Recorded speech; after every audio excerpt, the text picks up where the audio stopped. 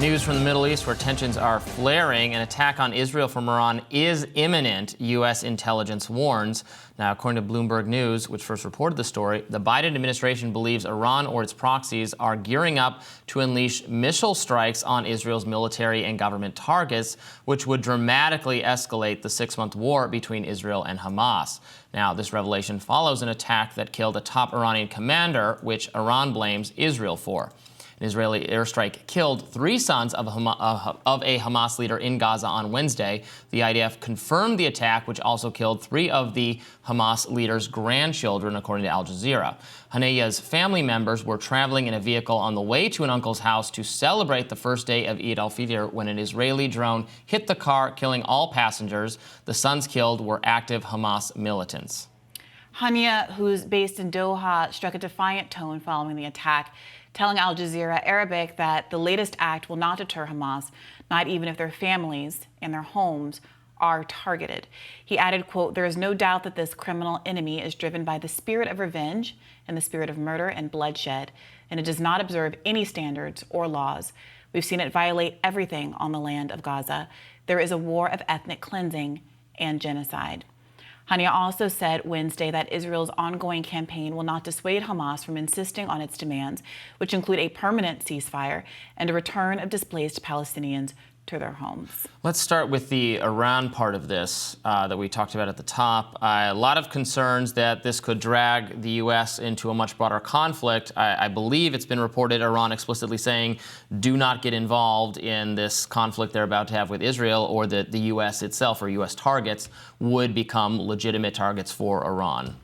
That's been reported, and that's very concerning. That's World War III territory. Yeah, it's curious why Israel is continuing to kind of instigate these provocations and trying to, it seemingly, instigate a broader war. We've had some guests on talking about that and how horrible it would be for the U.S. to be drawn in. And so far, Iran has not taken the bait and has been exercising a great deal of restraint. Remember, it was a significant violation of international decorum, rule of law, for Israel to bomb another sovereign country's embassy, a consulate, in the way that it had done.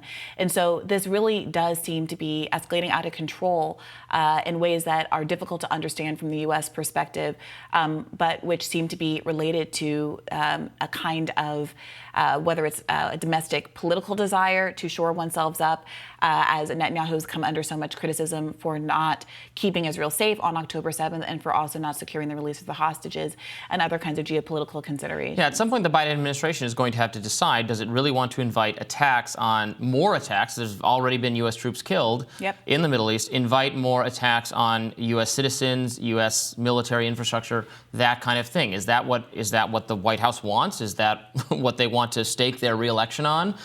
Because I don't think there's an appetite among the American people, even American people who tremendously sympathize with what happened to Israel and think Israel's taking out Hamas is perfectly legitimate. Do they want the U.S. to be involved in World War III with Iran over this? And if not, then there has to be either some restraint exercised or forced on Israel by the U.S. government, or at the very least, we wash our hands of it and say we're not continuing to fund them, and Israel, do what you're going to do, but we don't want to be on the hook for it. Yeah. Moving to the other story, the grandchildren, we didn't mention this in the read, but the grandchildren who were killed were ages 4, 8, and 10. They were driving with their parents when they were killed by the Israeli military. This act has come under a lot of scrutiny, especially since it follows reporting from last week that Israel has adopted an AI technology called this Lavender program. There is also another kind of technology, another AI program called Daddy's Home, named as such because it's specifically designed to target alleged combatants when they are at home with their family, seemingly to maximize the civilian casualties that happen along with the intended target. And that really exploded the notion of there being a human shield, right? Exploded the notion of the high civilian casualty numbers being a consequence of Palestinians being so uniquely depraved that they are intentionally putting their loved ones in harm's way. Not Palestinians, Hamas. Quite to the contrary, it seems like Israel is targeting, according to this reporting by Plus 972 magazine, intentionally targeting Hamas while they are with their families. And this incident in which a 10-year-old, an 8-year-old, and a 4-year-old were killed do seem to be in line with that policy choice. Well, I don't know if they're in line with that policy choice. I don't know if there was a better or more appealing opportunity to take out these terrorists that Israel forewent. If it was just as convenient or more convenient or accessible to kill them when they were not with their grandchildren, then fine. But we've not been presented with that evidence. It's also important to note, this is from Human Rights Watch, combatants do not have immunity from attacks in their homes and workplaces. However, as with any attack on an otherwise legitimate military target, the attacking force must refrain from attack if it would disproportionately harm the civilian population, including civilian family members of combatants, or be launched in a way that fails to discriminate between combatants and civilians. So again, the ratios here, 3 kids dying, being killed in the course of this assassination, when again, the senior official that is senior is the grandfather, Hanya, who wasn't even in Gaza at the time. He was in Qatar. Right, but the other people, his sons are Hamas fighters, and they were killed in the strike, along with the kids, which is, of course, very sad and regretable, and not regrettable enough not to do it. It seems, and this is the pattern that we are in. What was so interesting about the 972 story is that it pointed out that at other times, like prior to this era, prior to the implementation of this AI software, this AI technology, that the choices, there was more conservatism when dealing with lower level targets. So you might have a more latitude to have more civilian casualties the more important the target is. And that makes, it's a horrible moral equation to have to make at any juncture, but you can see the kind of the moral sense behind that kind of decision. And that with the technology, because it became so much easier to identify targets, that equation went out the window. And so enormous civilian casualties are now accepted in the course of Israeli targeting, even for low-level officials that normally they would have said, this is not important, it's not worth it.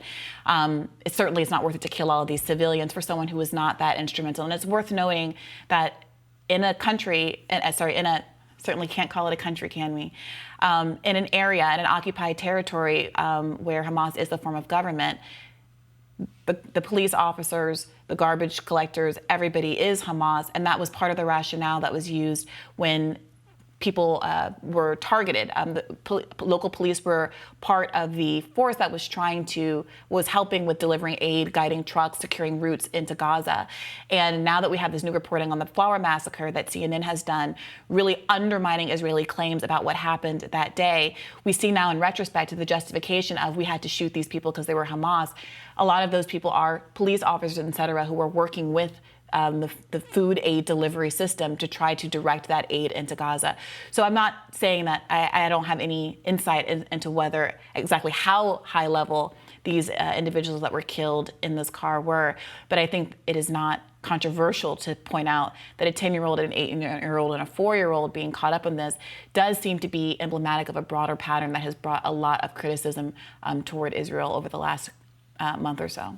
I mean, I think the extent of all of the casualties, the innocent civilians dead in Gaza is tremendously sad. And of course, the immediate swift surrender of Hamas, which attacked Israel and provoked this conflict, would cause that to end, and they refuse to do that. And so this continues to happen until they are all dead or they surrender. As with the end of a 75-year-old occupation. More rising right after this.